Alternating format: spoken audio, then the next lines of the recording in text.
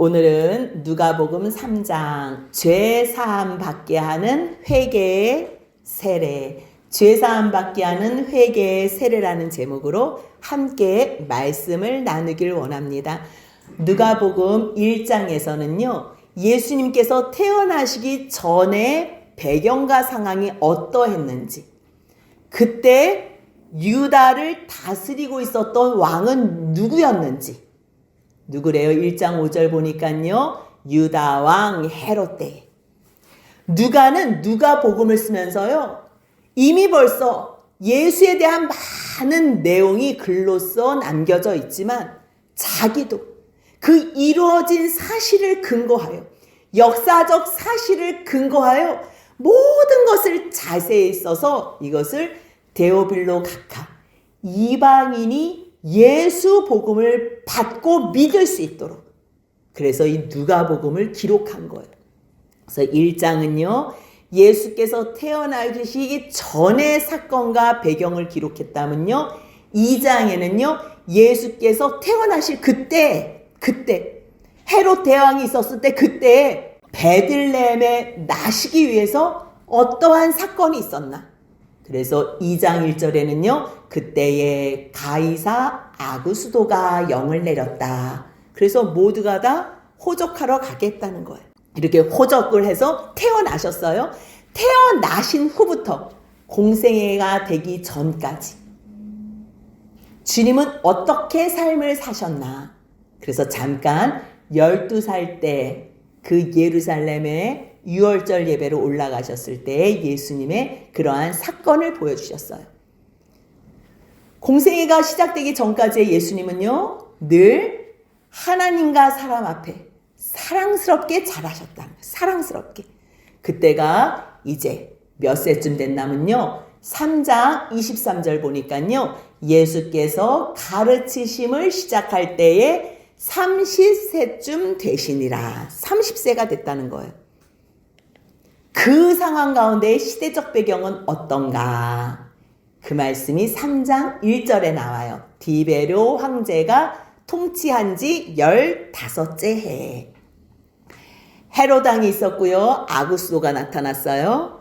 이제 30년이 지난 후에 디베료 황제가 통치했대. 근데 이 디베료는 누구냐? 그 아구스도 있지요. 아구스도.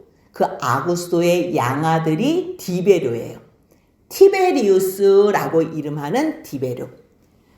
그 디베료가요, 통치했을 때 이미 벌써 30년이 지났잖아요. 그렇기 때문에 헤롯 대왕, 그 예수님이 탄생한 것을 동방 박사들에게 듣고서 그 어린아이들을 다 죽이라고 그렇게 명령했던 그 헤롯 대왕은 이미 벌써 죽고, 그 다음에 그 아들들이 통치했는데요, 헤롯 대왕은요, 아내가 10명이었대요. 그리고 아들만 9명인데 그 가운데서 이제 3명을 이 이스라엘 땅을 통치하게 한 거지요. 그래서 아들 헤롯은 갈릴리를 다스리게 했어요. 3장 1절에 나오지요. 헤롯이 갈릴리의 분봉왕. 그랬는데 이제 헤롯은 그 조카 안디바, 아그리빠에게 빼앗기고요. 그 동생 빌립은 갈릴리 동편. 그리고 3장 1절 보니까요, 곧 본디오 빌라도가 유대 총독으로 그래요. 근데 처음에는 유다, 이게 갈릴리가 있고 갈릴리 동편이 있잖아요. 그리고 밑에 유다와 사마리아가 있는데 여기는 아켈라오에게 먼저 줬어요. 그런데 아켈라오가 제대로 정치를 못했나 봐요. 무능해서. 그래서 본디오 빌라도 유다의 총독으로 세운 거예요. 그런데 이제 그 헤롯 대왕의 아들들 중에 헤롯, 동생 빌립이 있었는데 루사니아가 있는데, 이 루사니아는 뭐 성경에 정확하게 나오지 않아요. 근데 이 사람은 아빌레네의 분봉왕으로 그렇게 세워진 그때를, 그러니까 시대적으로 얼마나 정확한지 그 상황을 그대로 기록한 거예요. 그러면 정치적으로는 이러한 분봉왕이 유다를 다스렸다면 종교적으로는 어떠한 상황인가? 3장 2절 같이 한번 있습니다. 안나스와 가야바가 대제사장으로 있을 때에 하나님의 말씀이 빈들에서 사가랴의 아들 요한에게 임한지라. 아니, 대제사장이면 원래 한 명이어야 돼요. 그런데 안나스와 가야바가 대제사장으로 있었대요. 대제사장이 2명이라는 거예요. 그럼 어떻게 2명이 됐을까? 이때는 로마의 이렇게 통치 가운데 있었기 때문에 로마에 의해서 대제사장도 임명이 됐어요. 뭐 믿음 좋은 사람, 뭐 정통에 따라서 그런 하나님의 율법에 따라서 대제사장이 된 게 아니고 그냥 임명이 된 거예요. 근데 마음에 안 들었나 봐요.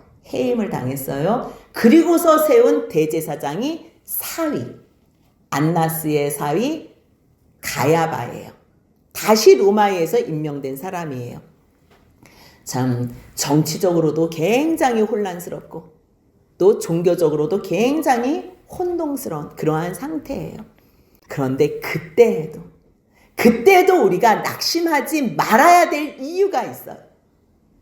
정치적으로 종교적으로 다 혼동된 상태고 하나님의 뜻이라고는 찾을 수가 없는 그때 하나님의 말씀은 변함없이 임한다는 거예요. 그런데 어디에 임한대요? 빈들. 하나님의 말씀이 빈들에서 사가엘의 아들 요한에게 임했대요. 정말 초라한 곳, 보잘것없는 그곳, 아니 때로는 아무도 없는 그곳. 여러분 바로 그곳이 빈들이에요. 그렇다면 하나님의 말씀은 어디에 임하나? 우리는 뭐 화려한 곳, 대단한 곳, 모든 사람들이 다 알아줄 것 같은 그곳에 임할 것 같아요. 그래서 내가 무조건 남들에게 존경받고 내 삶이 영광된 삶을 살아야 되고 사람들한테 어떻게라도 인정받고 첫째가 돼야 되고 막 그럴 때 하나님의 말씀이 내게 막 임할 것 같아요. 아니라는 거예요. 아니에요. 사람의 눈에 아무리 대단하게 보이는 그 왕궁에도 그 성전에도 주님의 말씀은 임하지 않았어요. 왜일까요? 그들은 하나님께 관심이 없었기 때문에. 그렇다면 하나님의 말씀은 어디에 임하겠어요? 주님의 약속을 바라보는 자, 주님의 말씀을 기다리고 사모하는 자에게. 홀로 있는 그곳. 잘 나갈 때 주님 만난 사람 단 한 사람도 저는 못 봤어요. 성경 속에서도 제 주변의 모든 사람들, 아니 제 삶 속에서도 철저하게 홀로 됐을 때 아무리 남편이 있고 아무리 가족이 있고 아무리 아내가 있고 아무리 친구가 있어도 아무도 없는 광야 같은 그곳, 바로 그곳이 우리 살아계신 하나님을 만나는 곳이에요. 왜요? 주님은 독대하기를 원하세요. 그분의 음성은 너무 작기 때문에, 너무 세미하기 때문에 내 소리가 시끄러워도, 주변의 사람들의 소리가 시끄러워도 들리질 않아. 세상의 소리가 있을 때는 들을 수 없는 그 소리, 오직 홀로 됐을 때, 그때 들을 수 있는 주님의 음성. 근데 그 음성이 어떻게 들리냐면요, 우리의 죄를 드러내는 걸로 들려요. 세상 사람들은요, 다 저 사람이 잘못했다, 나라가 잘못했다, 뭐 누구 어느 정치인이 잘못했다, 뭐 남편이 잘못했다, 아내가 잘못했다, 부모가 남의 탓만 하는 그런 시끄러운 소리가 들리는 곳에서는 주님의 음성은 우리가 만날 수가 없어요. 근데 홀로 있을 때 다 원망을 하는데 이 원망이 다시 하나님을 통해서 주님의 음성으로 다시 내 영의 귓가에 울려 퍼지는 거예요. 하나님, 저 아이는 왜 내 말을 안 듣는지 모르겠어. 저 남편은, 저 아내는 도무지 내 말을 듣지를 않아요. 주님께서 그때 말씀하시는 거, 너는 왜 도무지 내 말을 듣질 않아? 돌아오라. 이 죄 끊어라 하는데 너는 아직도 그곳에 머물고 있잖아. 그 음성이 들리는 그곳, 바로요, 빈들, 광야, 홀로 있는 곳, 고통당하는 곳, 외로운 곳. 근데 주님의 음성이 들리잖아요. 그때부터는 모든 일이 해결돼. 그때가 시작이에요. 바로 세례요한도 그곳에서 하나님의 말씀을 선포해요. 하나님의 말씀이 빈들에 머물렀는데요, 그 말씀이 어떤 말씀이래요? 누가복음 3장 3절 같이 읽습니다. 요한이 요단강 부근 각처에 와서 죄사함을 받게 하는 회개의 세례를 전파하니. 회개의 세례. 아니 누가 세례를 주라 그랬다고 갑자기 요한이 와서 회개의 세례. 그전에는요, 아직 예수님이 계실 때 머무실 때는요, 성전이 있었잖아요. 성전은 AD 70년에 멸망했잖아요. 아직도 하나님 앞에 나가서 제사를 지내고 성전 제사를 그렇게 하나님 앞에 나갔을 때, 그런데 갑자기 세례요한이 나타나더니 회개의 세례를 전파하는데요. 회개의 세례가요, 자기가 하고 싶다고 하는 게 아니에요. 요한복음 1장 33절을 보니까요, 자기도 예수가 하나님께서 보내신 자라는 걸 알지 못했대요. 그런데 자기에게 나를 보내어 물로 세례를 베풀라고 말씀하신 그분이 감동으로 말씀하셨대. 나에게 말씀하시대. 성령이 내려서 누구 위에 머물는지 그것을 보거든 그가 곧 성령으로 세례를 베푸는 줄 알라. 예수를 알려준 그분이 나에게 세례를 물로 베풀어라. 그래서 세례를 베풀었다는 거예요. 내 세례를 베풀 때 그냥 베풀지 않고요, 죄 사함을 받게 하는 회개의 세례. 이거는 예수님을 믿겠냐 안 믿겠냐, 우리가 지금 성부, 성자, 성령의 이름으로 세례를 베푸는 그 세례하고는 달라요. 정말 죄 사함을 받게 하는 회개의 세례. 삶이 변화해지는, 그거를 사모하는, 하나님의 약속을 사모하며 내가 이렇게 살면 안 되겠다고 생각하는 사람들은 다 나오세요. 나오세요. 여러분들 정말 죄 사함을 받고 싶습니까? 그러면 여러분들 죄 사함을 받게 하는 회개 세례를 받으세요. 그러면서 뭐라고 선포를 하냐면요, 이사야 40장 그 말씀을 선포하는 것. 선지자 이사야의 책에 쓴 바 광야에서 외치는 자의 소리가 있어. 이걸 지금 세례요한이 전파하는 것. 너희는 주의 길을 준비하라. 그의 오실 길을 곧게 하라. 무슨 얘기예요? 우리가 정말 주님을 만나고 싶어요? 만나고 싶은 사람들은요, 온전하지는 않아도 죄를 하나씩 끊기 시작해야 돼. 세상에서 살았다면 이제 세상의 시간을 조금 줄이고서 예배로 나오는 시간을 늘려야 돼. 50, 50이었다면 이게 언제 어떻게 바뀔지 모르니까요, 예배로 주님께로 나오는 시간은 51%로 무게중심을 이제 주님께로 둬야 돼요. 그것이 됐을 때 주님을 만날 수 있다는 것. 모든 골짜기가 메워져야 돼요. 우리의 힘으로는 안 되죠. 근데 준비를 해야 된다는 준비. 모든 산과 작은 산이 낮아지고 굽은 것이 곧아지고 험한 길이 평탄해질 때, 그때 바로 3장 6절 같이 있습니다. 모든 육체가 하나님의 구원하심을 보리라 함과 같으니라. 아멘. 똑같은 말씀. 이게 이사야 40장 3절에서부터 5절까지 그 말씀을 기억하면서 세례요한이 외치는 거예요. 외치는 자의 소리요. 외치는 자, 어떤 걸 외치라는 거예요? 광야에서 외친다는 거예요. 세례요한을 통해서 여호와의 길을 예비하라는 것. 그냥 죄된 삶에서 예수님을 만나면요, 변화가 불가능해. 내가 이것이 잘못된, 내가 죄된 삶을 살면서 내가 이 삶을 더 살면 안 되는데 어떻게 하지? 어디 방법이 없나? 나 이제 이 죄된 삶 끊고 싶은데. 그랬을 때 주님이 나타나시. 그때 예수요. 그래서요, 세례요한은 정말 중요한 사람이에요. 하나님께서 일부러 예수님을 보내시기 전에 세례요한을 보내셔서 6개월 먼저 태어났어요. 6개월. 그래서 이 말씀을, 세례의 회개의 말씀을 선포하게 하는 거예요. 여호와의 길을 예비한다는 그 자체가 마음으로 준비된 거예요. 그래서 우리가 세상 사람들 복음을 증거해도 못 듣는 이유가 뭔지 아세요? 저 사람들은 죄에 대한 개념 자체가 없는 거예요. 죄를 선포할 때 찔려요? 찔릴 때요, 회개하는 게 아니라 그거에 대해서 감각이 없기 때문에 복음을 외치는 사람들에게 미움과 이를 가는 걸로 나타난다니까요. 그래서 주님께서는 미리 너희 그렇게 지금 살면 안 돼. 삶을 책망하는 거야. 삶을. 왜요? 하나님 이미 벌써 다 구원을 하셨거든. 이 세상의 모든 죄인들, 인류를 다 구원하셨어. 어느 누구나 주님께로만 나오면. 근데 죄된 삶에 전혀 관심도 없고 분별도 안 되고 내가 지금 죄된 삶을 사는지 안 사는지도 느낌도 없어. 무감각증.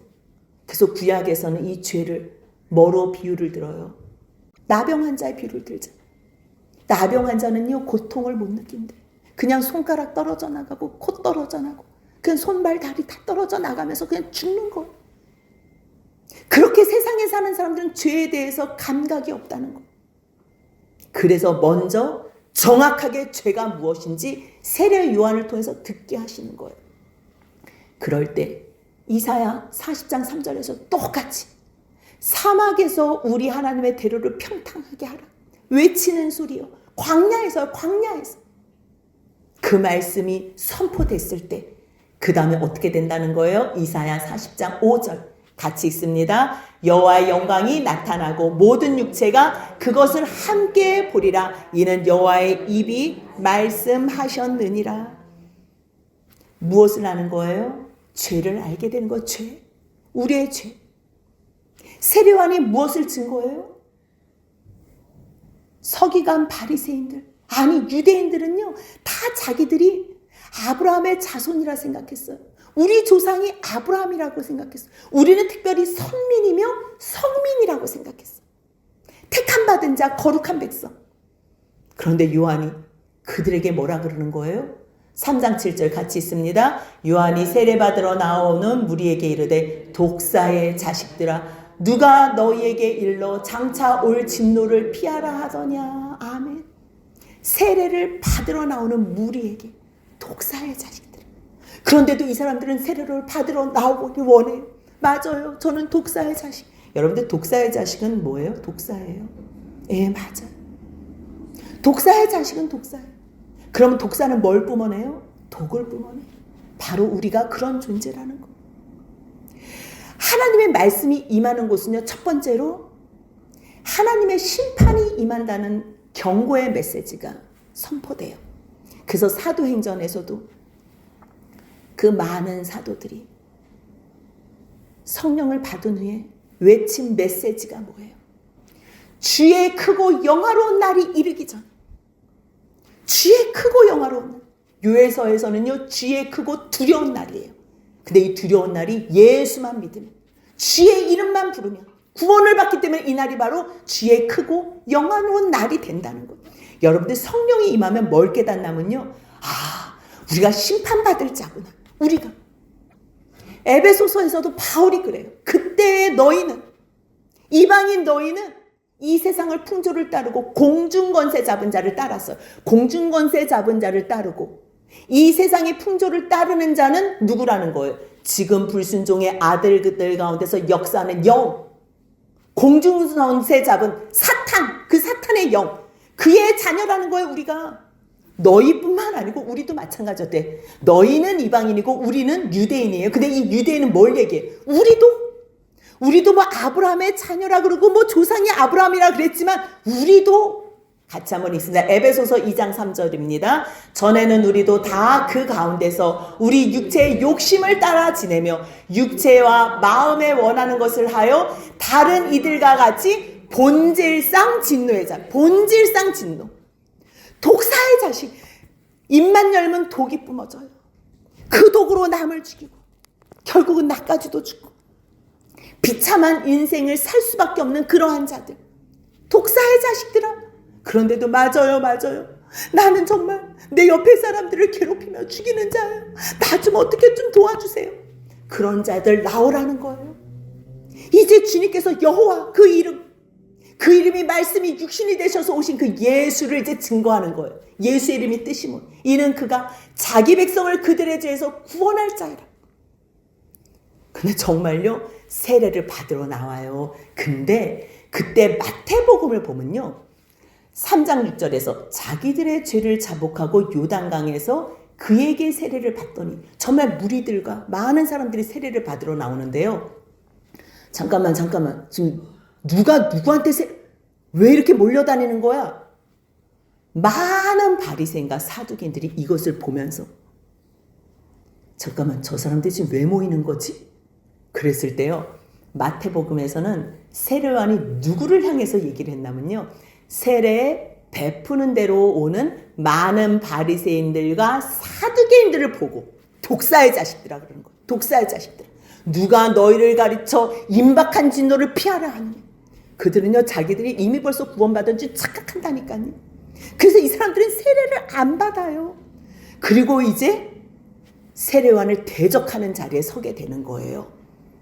그런데 그때 세례를 받으러 나오는 무리, 참 얼마나 감사해요. 그때 독사의 자식아 누가 너에게 일러 장차올 진노를 피하라. 우리 장차올 진노 피할 수가 없어요. 그러면 어떻게 해야 돼? 너희 죄사함에 맞는, 죄사함 받게 하는 그러한 회개의 세례를 받아라. 그러니까요, 자기가 죄인이라고 생각하는 사람들은 그 세례 받고 싶어서 나오는 거예요. 근데 서기관과 바리새인들은 누가 죄를 지어 자기의 의로, 자기가 거룩하다고 착각하는 사람들은요, 계속적으로 그 세례에 관심을 갖지 않는 거예요. 그들은 뭐라고 생각하는 줄 알아요? 아브라함이 우리의 조상인데, 우리가 아브라함의 자손인데, 그렇게 속으로 생각하는 거예요. 그걸 아는 세례요한이 누가 가르쳐 줬겠어요? 성령님께서 가르쳐 주시지. 3장 8절 같이 있습니다. 그러므로 회개에 합당한 열매를 맺고 속으로 아브라함이 우리 조상이라 말하지 말라. 내가 너에게 이르노니 하나님이 능히 이 돌들로도 아브라함의 자손이 되게 하시리라. 아멘. 아니, 흙으로 사람을 빚어서 만들었는데 돌들로 뭐 아브라함의 자손 못 만들겠어? 그 혈통적 그 자손이 아니에요. 믿음의 자손, 약속의 자손. 그래서요, 세례요한은 정말 너희가 구원받은 이스라엘 백성이라고 생각해? 너희가 여호와 하나님을 구원의 하나님으로 정말 믿고 섬기는 거야? 그렇다면 구원받은 삶처럼 살아봐. 회개에 합당한 열매를 맺어봐. 만약에 너희가 회개하지 아니하면 이미 벌써 나무 뿌리 앞에 도끼가 놓였다는 거예요. 여러분들 지금 우리가 멸망당하지 않고 아직 살아있으니까 마음대로 죄 지어도 된다고 생각하잖아요. 세례요한은 영으로 보이는 거예요. 이미 벌써 도끼가 나무 뿌리에 이미 벌써 다 놓여 있는 거예요. 만약에 회개하는 그러한 삶을 살면 다시 주님께서 청청하게 그 열매를 맺게 하지만 3장 9절 같이 한번 있습니다. 이미 도끼가 나무 뿌리에 놓였으니 좋은 열매 맺지 아니하는 나무마다 찍혀 불에 던져지리라.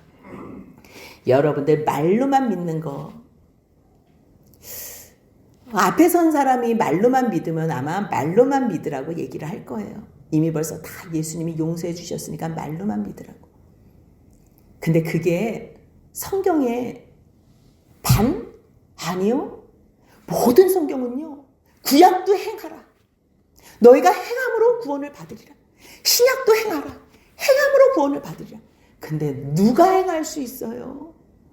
이 세상의 모든 사람들이 죄인인데 내 힘으로 누가 의로와서 하나님의 율법과 말씀을 행할 수 있어요? 율법도 행할 수 없는 사람들이 예수님이 너 하나님을 사랑하고 내 이웃을 내 몸과 같이 사랑하라? 아니, 율법보다 더 어려운 말씀을 하신다고 그것을 행할 수 있겠어요? 못한다니까요. 구약도 못하고 신약도 못해요. 그러면 어떻게 하라고? 어떻게? 주님이 나오라는 방법이 있잖아요. 너희 잘못했어? 율법을 주신 후에 방법이 있잖아요. 그 방법대로 나오라는 거. 근데 나오는데 또 죄를 지어. 이 죄를 없이 하지 못해. 그래서 탄식하고 울고 부르짖는 거. 아무리 제사로 나아가고 아무리 주님 앞에 회개를 해도 반복적인 그러한 제사로 나아가도 이 죄가 내 마음을 평안하게 못하는 거. 주님 살려주세요. 살려주세요. 너 제물로 용서받지 못한다는 걸 알겠니? 너가 제물로 용서받지, 너가 변하지 않는다는 걸 알겠니? 넌 죽을 것 같아. 그럴 때 주님께서 내가 여호와 구원의 하나님이야. 너희들을 애굽에서 뿐만 아니라 너희들이 이 죄악된 삶에서 구원해서 영원한 나라로 부활의 영광으로 내가 너희들을 구원할 하나님이야. 그 여호와를 가르쳐 주는 거예요. 그 그리스도를 보여주시는 거예요. 그게 공평한 주님의 의예요. 공평한 주님의 구원의 예정이에요. 예정. 예수 그리스도 안에서 모든 인류를 구원하신 단 예수 안에서. 예수 안에서.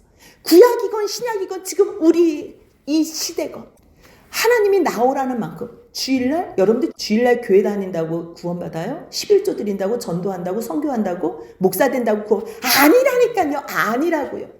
그럼 예수님이 오셨던 걸 믿으면 구원받아? 아니라고요. 우리가 다 구원받았다고 말하는 내가 구원받은 사람처럼 안 살아. 여전히 죄악된 삶을 살아.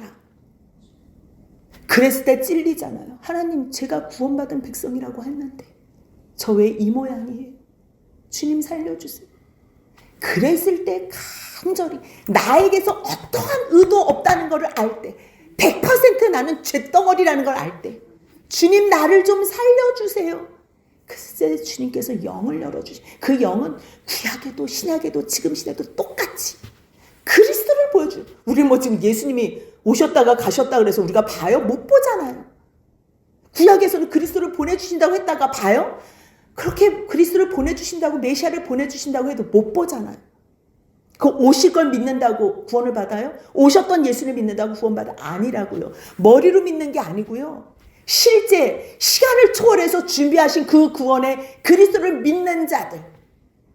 근데 그거를 믿지 않으면 우리의 삶은 여전히 다 똑같다는 거예요. 아무리 교회를 다녀도 구약이나 신약이나 지금이나 권사가 되고 목사가 돼도 똑같다는 거예요. 그러면 울잖아요. 하나님, 내가 왜 이 모양이에요? 왜 이 모양이에요? 그랬을 때 주님의 음성을 듣게 되는 거예요. 너 힘으로는 안 되는 거 알겠지? 죽을 것 같아요, 주님. 나 좀 살려주세요. 이 죄 좀 어떻게 해주세요. 그래서 내가 영원의 시간에서 예수 그리스도를 준비했어.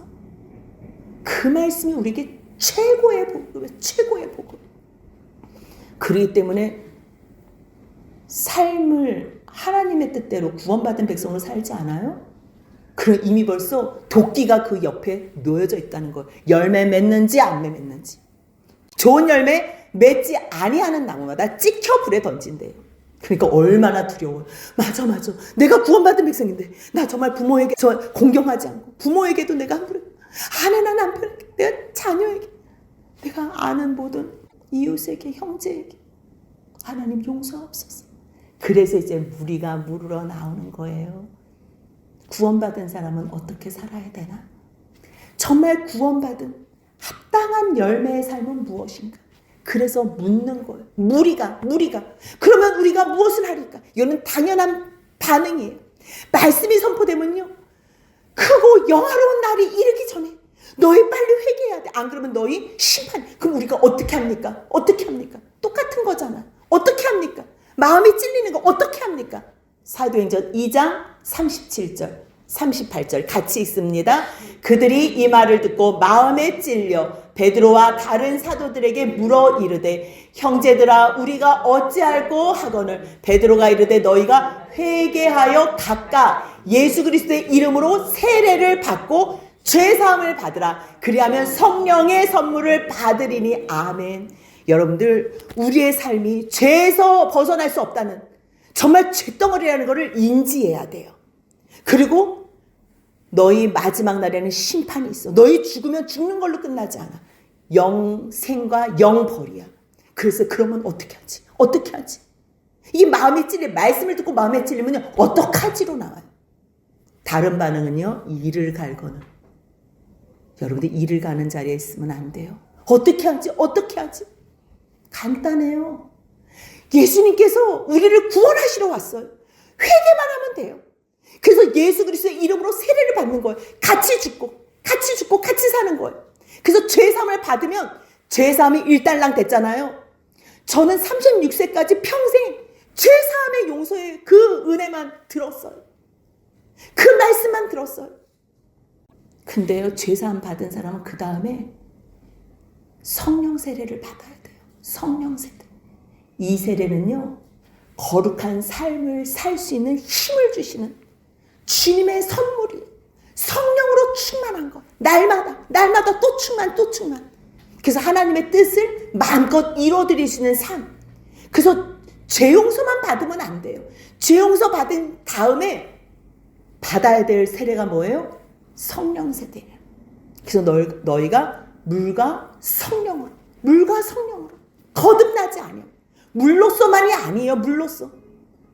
이 물은 뭐예요? 예수와 함께 십자가에 죽었다는 거잖아요. 예수와 함께 십자가에 살았다는 거. 이 물로서 예수의 피로 내 죄가 용서받았다는 거. 그걸로만 머물면 안 된다는 거예요. 너희가 물과 성령으로 다시 나야 되나? 다시 태어나야 된다는 거. 여러분들 다시 태어났는데 내가 다시 태어난 걸 몰라? 이럴 수는 없어요. 우리의 삶이 완전히 바뀌어요. 아, 정말 성령으로 거듭났구나. 죄 용서함 받은 사람들, 예수 이름으로 죄 사함을 받고, 세례가 그거예요. 주님 감사합니다. 죄 사함 받았습니다. 그래서 다 세례 교인이잖아요. 그러면 그냥 나는 죄 사함 받았어, 나는 또 오늘 또 죄 지을 거야, 왜 또 나는 죄 사함 받을 수 있을까? 아니라는 거예요. 이제는 죄 사함 받은 사람들은 예수의 그 공로가 어떤 공로와 어떤 은혜인지 알기 때문에 주님 이제 성령을 주옵소서. 성령, 이 기도를 하는 거예요. 성령을 달라는 것, 이게요, 감사. 우리가 정말 잘못한 것, 우리의 죄가 드러났어요. 그럼 어찌할 거? 그러면 간단하다 그랬어요. 회개하면 죄 용서함 받고, 그리고 다시 성령을 구하면 거룩한 삶의 열매를 맺는다는 것. 우리가 무엇을 하리까? 11절 같이 있습니다. 대답하여 이르되 옷 두 벌 있는 자는 옷 없는 자에게 나눠줄 것이요 먹을 것이 있는 자도 그렇게 할 것이니라 하고. 옷 두 벌 있는 사람, 근데 나는 두 벌 있는데 옆에 있는 사람 10벌 있어. 그러면 안 나눠줘도 돼요. 근데 나는 두 벌 있는데 옆에 있는 사람 아무것도 없어. 아무것도 없어. 그럴 때는 어떻게 하라는 거야? 나만 위해서 살지 말고 내 옆에 있는 사람을 둘러보라는 거예요. 전에는 나에게만 관심이 있었다면 이제 옆에 있는 이웃을 향해서 저 사람의 필요가 무엇인지 둘러보라는 거예요. 먹을 것이 나에게는 냉장고에 가득 찼는데 저 사람 먹을 것이 없어서 울고 있으면 둘러보고 나누라는 거예요. 여러분들 이게 어려워요? 두 개 있는데 두 개 동시에 못 입고 다니잖아요. 나눠주라는 거예요. 간단해요. 하나님은 우리에게 어려운 거, 무리한 걸 원하지 않으세요. 사랑하는 사람 있으면 나누는 게 당연한 것처럼 나누라는 거예요. 세리들도 세례를 받고자 해서 왔대요. 선생님, 우리는 어떻게 무엇을 하리까? 너무 간단해요. 3장 13절 같이 있습니다. 이르되 부가된 것 외에는 거두지 말라 하고. 그럼 어떻게 살았다는 거예요? 세리들이 착복했다는 거예요. 더 많이 거뒀다. 그 외의 거를 더 많이 거뒀다. 그렇게 하지 마. 그냥 정직하게 살아, 이거. 정직. 군인들도 나왔대요. 우리는 무엇을 하리까? 이 군인들은요, 자기네들의 이 무기와 힘을 뒷삼아서 사람들에게 강탈했나 봐요. 그 거짓으로 고발해서 돈 뺐고, 자기들이 받는 급여를 부족하다고 늘 만족하지 못해서 남의 것을 돈을 뺏고 착복하고 그러한 삶을 살았나 봐요. 너희 그렇게 하지 마, 이거예요. 간단하잖아. 무리들 옷 두 벌 있으면 옆에 있는 없는 사람들 나눠. 먹을 것도 그렇게 해. 세리들 정직하게 부가된 것만 정직하게 그렇게 살아. 군인들 남의 것 강탈하지 말고 거짓으로 고발하지 말고 너희가 받는 급료를 족한 줄로 알아. 그럼 우리는요, 하나님께서 뭐 어려운 걸 부탁할까요? 아니에요. 똑같은 거예요. 하나님 사랑하면 하나님의 그 사랑을 받은 자, 모두를 다 사랑하셔. 믿기만 하면 돼. 믿기만. 예수님의 죽으심이 부족하질 않아요. 누구는 구원하고 누구는 구원 못할. 저는 어렸을 때 그런 예화를 많이 들었어요. 구원은 꼭 우물에 빠진 사람들을 건져주는. 우리가 다 우물에 빠졌다는 거예요. 근데 어떤 사람을 건져주는데 이 사람만 건져주고 저 사람 못 건져준대. 그렇다고 해서 왜 나는 안 건져줘요? 그렇게 대항할 수 있냐. 저는 그게 나는 너무 불편했어요. 그 비유가. 사람은 능력이 없어서 이 사람은 건지고 저 사람은 못 건지지만 하나님은 능력 자체라니까요. 아니, 세상의 모든 죄를 구원하시기 위해서 예수를 주셨다니까요. 믿기만 하면 돼. 믿기만. 사람들은 우물에 빠진 사람 힘 딸려서 다 구원하지 못하고 상황이 안 돼서 다 구원하지 못하지만 하나님은요, 예수를 주셨다니까. 누구나 다 믿기만 하면. 그 능력 많으신 주님께서 믿기만 하면 누구나 다 구원받을 수 있는 그 은혜를 예수로 주셨어. 어떻게 하면 돼? 믿기만 하면 돼. 믿기만. 그럼 우리들은 그 하나님의 사랑을 받았기에 하나님을 사랑하고 이웃을 사랑하는, 이웃 말로만 하는 사람은 아직 뭔지 모르는 사람이에요. 하나님의 사랑, 십자가의 사랑이 뭔지 모르고 거듭나지 않은 사람, 구원의 은총이 뭔지 모르는 사람. 구원의 은총을 알죠? 그러면 여기가 이게 가족인 줄 아는 거예요. 가족. 옆에 사람이 옷이 없으면 나누고, 먹을 게 없으면 나누고, 불쌍하면 돕고. 그리고 하나님께서 내게 주신 것으로 자족하며 감사하는 삶. 그래서 오늘 이 3장 처음 예수님이 지금 세례받기 전에 이 배경, 예수님이 공생애를 시작하기 전에 이 배경을 말씀하시는 거예요. 뭐라고요? 첫 번째, 주님을 만나기 전에, 예수님을 만나기 전에는 누가 만날 수 있냐? 지금 똑같아요. 이 죄사함의 메시지는 선포가 됐어요. 선포됐을 때 내가 죄인입니다. 내가 새 삶을 살고 싶습니다.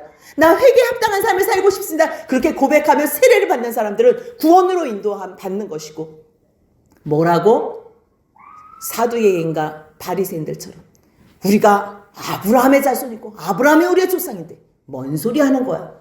이런 사람들은 끝까지 세례 요한뿐 아니라 예수까지도 대적하는, 그래서 구원과 상관없는 불쌍한 인생이 된다는 거 기억하시며, 오늘 죄사함을 받게 하는 회개의 세례를 받은 우리, 사모하는 우리는 그러한 삶을 살 수 있다는 거 기억하시며, 그러한 삶을 살아갈 때 절대 못 살잖아요. 누굴 찾겠어요? 예수. 그때 진짜 예수님이 우리 가운데 오신다는 것, 그걸 기억하면서 눈으로 예수님을 보는, 눈으로 구원을 보는 저희 모두가 되시길 주님의 이름으로 축복합니다. 아멘.